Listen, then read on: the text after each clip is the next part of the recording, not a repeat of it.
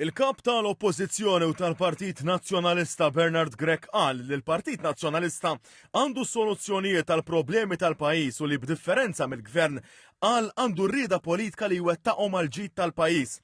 F'intervista fuq Net FM, Dr. Grech qal li l-ħaddiema barranin qed iżidu l-pressjoni fuq l-infrastruttura u li l-uniku viżjoni li għandu l-Gvern hija li jkompli kabbar l-ekonomija billi jimporta aktar persuni.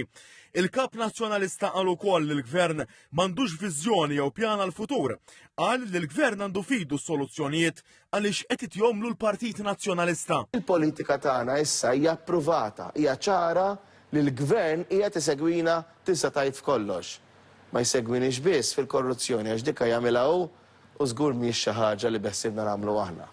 U għalhekk il-pjan u l-viżjoni li għandna l-pajjiż huwa wieħed ċar u wieħed b'saħħtu.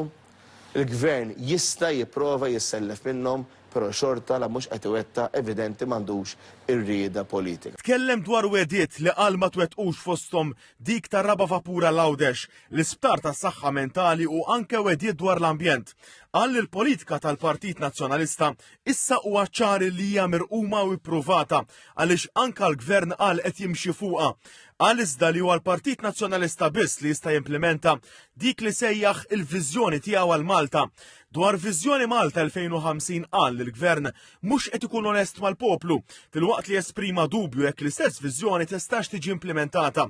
Dr. Grech tkellem dwar iż-żjarat li qed jagħmel għand negozji differenti u qal li l-negozjanti u l-intraprendituri qed jgħidulu li għandhom problema ta' ħlasijiet minn klijenti minħabba li qal naqsu l-flus fl-idejn.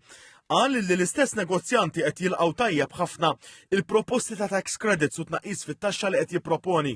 Il-kap nazzjonalista żied jgħid li l-oppożizzjoni tinsab qassa tenders dwar il-proċess tal-offerti għat tkabbir tal-emerġenza u l-bini ta' sptar akut tas-saħħa mentali għaliex qal ma jridx li terġa' sseħħ bħalma seħħ fil-każ tal-Vitals. Dwar it-tariffi mħabbra mill-Istati Uniti qal li l-Gvern qed jinjora lill-eluf ta' ħaddiema Maltin illi qal jiddependu mill-Istati Uniti.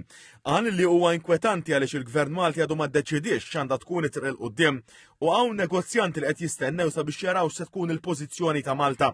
Qal li kien għalhekk li juħa pożizzjoni b'saħħitha anke sabiex jimbotta lill-Gvern fid-direzzjoni tajba.